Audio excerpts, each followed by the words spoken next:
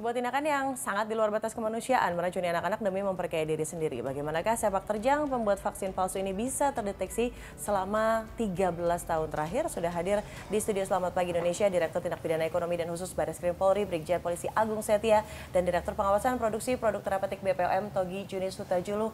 Selamat pagi ibu-ibu dan bapak-bapak sudah hadir di sini. Setujukah kalau tadi saya mengatakan ini tindakan yang di luar batas kemanusiaan, anak-anak yang seharusnya diberikan proteksi sejak dini malah diberikan vaksin palsu. Saya akan ke Pak Agung terlebih dahulu. Pak Agung, pertama kali mendapatkan informasi atau laporan ini dari konsumenkah atau dari pihak yang memiliki kewenangan medis atau seperti apa Pak?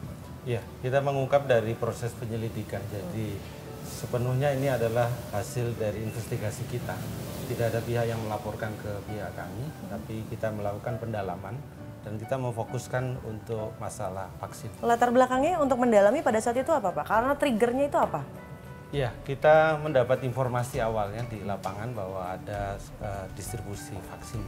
Ini yang kemudian kita dalami dan kita ungkap informasi itu dan kemudian kita menemukan fakta-faktanya bahwa itu benar.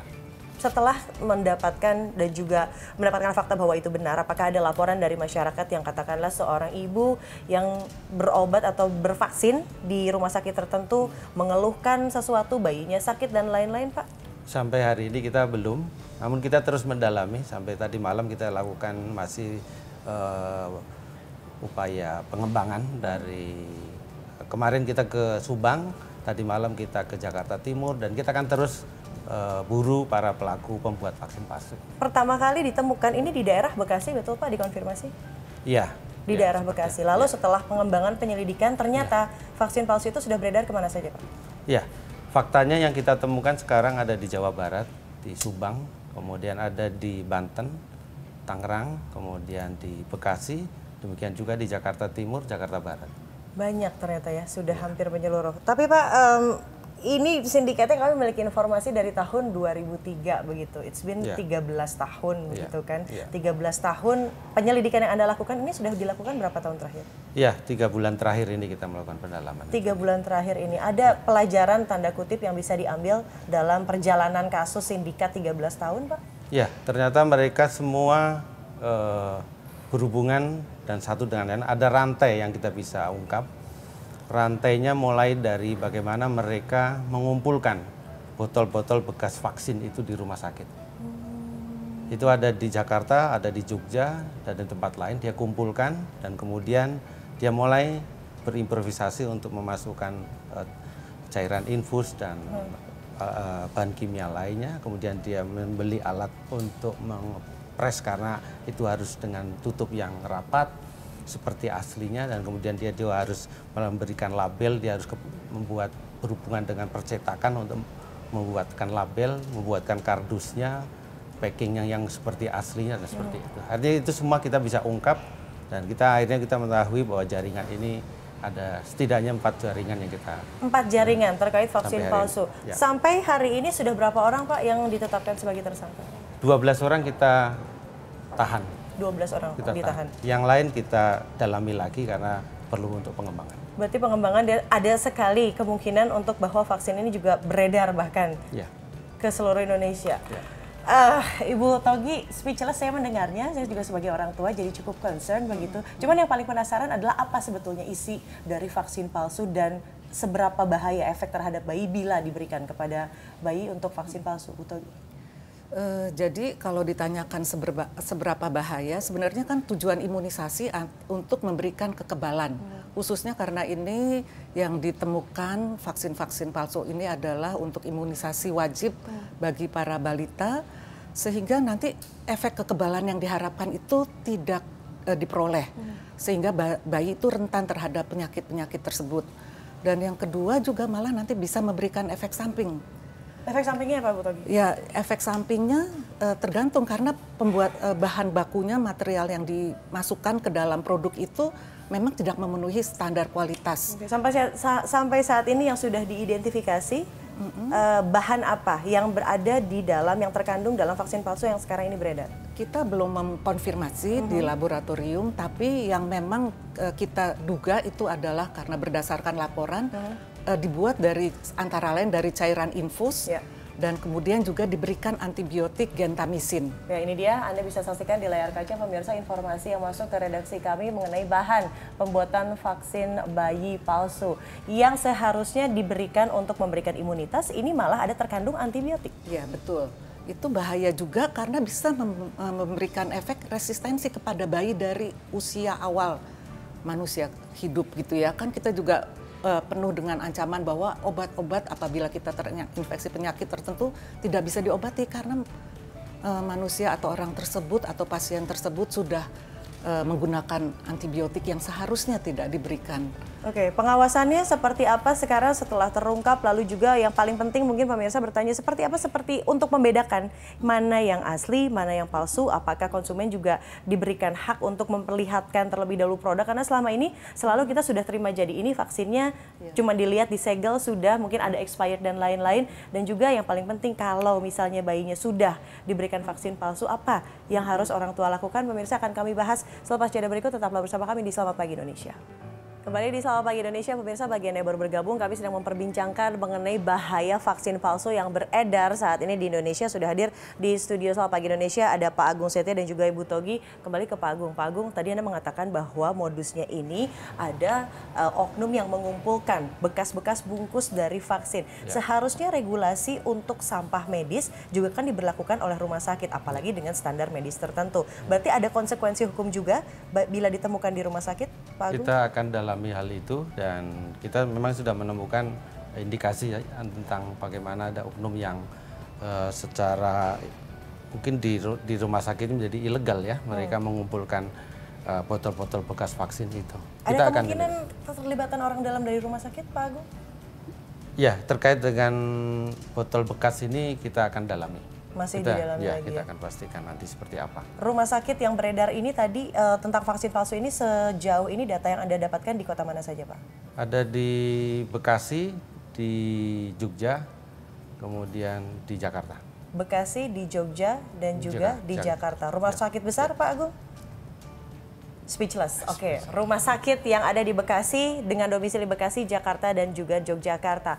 Ibu Togi, sekarang bagaimana caranya untuk membedakan vaksin palsu dan juga yang asli, Ibu Togi? Jadi kita menghimbau kepada para profesional ataupun tenaga medis dan juga bagian pengadaan itu harus hati-hati dalam pengadaan obat vaksin. Kalau sebagai konsumen, Bu, sekarang kalau kita kan kalau membawa bayi, ya seperti saya tadi bilang, Anda mau BCG misalnya, oke ini botol vaksinnya mungkin tidak dijelaskan secara detail, tidak setiap rumah sakit memiliki polisi itu, atau seperti apa sih, Bu? Iya, sebenarnya karena kan kita sebenarnya sebagai konsumen menyerahkan tanggung jawab ini kepada kesehatan, fasilitas kesehatan. Dan walaupun dia menunjukkan file tersebut atau vial tersebut, kemasan tersebut, mungkin kita juga awam. Nah itu dia. Jadi konsumen semenjak ada kejadian ini, saya yakin semakin cerdas mereka. Iya, saya makin concern. Harus ada pencegahan dari pengadaannya. Jadi himbauan kami, Badan POM, karena kami sudah mengidentifikasi bahwa ternyata fasilitas pelayanan kesehatan itu melakukan pengadaan vaksin tersebut dari sarana-sarana atau jalur-jalur distribusi yang tidak resmi. Nah, oleh sebab itu harus ada namanya kualifikasi supplier. Dan kemudian dia harus ada melihat apakah pertama lihat kemasannya, apa itu rusak atau fontnya berbeda dengan yang sebenarnya. Nah, gimana caranya kita untuk melihat font yang berbeda ya? Itu sebenarnya karena ini adalah obat keras dan itu di bawah kewenangan dari tenaga medis, jadi kita harus mulai dari pencegahannya. Pencegahannya, jadi apa yang disediakan oleh rumah sakit atau klinik tersebut adalah benar-benar obat yang asli, bukan yang ilegal atau palsu. Distributor yang sekarang ini dipalsukan ini memang nakal, dan juga saya ingin tahu nih, vaksin ini kan ada yang buatan dalam negeri, ada juga yang buatan luar negeri. Yang dipalsukan saat ini itu apakah yang buatan dalam negeri atau yang buatan luar negeri? Jadi ada yang produk luar negeri, ada yang produk dalam negeri. Jadi ada beberapa industri farmasi yang dipalsukan produknya. Banyak, semakin banyak pekerjaan rumah dari para orang tua. Pak Agung, konsekuensi hukum yang akan dijatuhkan ketika nanti sudah terbukti, dan juga tentunya konsekuensi bagi rumah sakit ini yang diduga katakanlah memiliki oknum keterkaitan dengan jaringan vaksin palsu ini. Ya, barang siapa melakukan apa yang disebut tadi, membuat, mengedarkan, mendistribusikan, ini Undang-Undang Kesehatan mengatur itu dan ancamannya ada 15 tahun. Tapi kita juga melihat bahwa apa yang para pelaku ini lakukan sudah masuk dalam ranah apa disebut dengan predikat krim. Kejahatan awalnya adalah memalsu vaksin, tapi kejahatan ini sudah menghasilkan satu bisnis yang kemudian kita tahu ada aliran dananya. Omsetnya bahkan sampai 22 juta per minggu, per pekan. Ini dia nih, cara pelaku juga membuat vaksin palsu. Anda bisa saksikan di layar kaca pemirsa, yang tadi sudah disebutkan ya, ada mengoplos begitu kan, cairan infus dengan antibiotik ya Bu Togi. Oke, konsekuensi untuk rumah sakit Pak? Ya, tadi saya sampaikan ini sudah menjadi bisnis, tentunya kita akan terapkan kejahatan ini menjadi kejahatan pencucian uang. Yang ancamannya bisa 20 tahun bagi pelakunya, baik pelaku aktif maupun pasifnya. Demikian juga para pelaku yang lain, undang-undang kita mengatur bagi barang siapa turut serta atau membantu melakukan kejahatan itu adalah ada ancaman hukuman dengan hukuman sepertiga dari para pelaku. Jadi ada hukuman berlapis ya, Pak Agung. Terakhir Ibu Togi, ini ada informasi dan juga orang tua yang mencuitkan via Twitter, bagaimana saya tahu anak saya sudah diberikan vaksin asli atau vaksin palsu. Pun ketika misalnya ragu apakah boleh dilakukan vaksin ulang? Jadi sebenarnya ini adalah merupakan kewenangan tenaga medis dalam hal ini dokter, karena ini adalah obat keras. Injeksi itu adalah obat keras penggolongannya. Jadi itu dikembalikan lagi kembali kepada rumah sakit tersebut. Apakah catatannya itu sebenarnya, karena kan sekarang sudah teridentifikasi permasalahan apa yang terjadi dan batch mana yang ternyata adalah batch obat palsu. Dan kalau memang diketahui itu obat palsu, bisa meminta untuk divaksinasi. Kalau untuk laporan Bu, misalnya ada konsumen yang menemukan kecurigaan di rumah sakit tertentu, bisakah kita menghubungi hotline atau gimana ke BPOM? Badan POM mempunyai hotline di bawah unit layanan pengaduan konsumen, jadi bisa menghubungi nomor 1-500-533. Boleh dicatat pemirsa, teman-teman, 1-500-533 itu hotline yang disediakan BPOM Badan POM untuk seluruh pengaduan, bukan saja hanya vaksin palsu, obat palsu yang lain pun juga, dan juga ada keluhan-keluhan, misalnya ada kecurigaan obat itu tidak sesuai, tidak seperti biasanya dan sebagainya, sehingga kita bisa melakukan penelusuran. Oke, 1-500-533, semoga perbincangan ini membuat inspirasi tersendiri dan juga awareness terhadap para orang tua makin dibabat ya Pak. Jadi jangan sampai kita memiliki lost generation begitu gara-gara vaksin palsu. Dan demikianlah perbincangan mengenai vaksin palsu. Pemirsa, Selamat Pagi Indonesia masih akan kembali.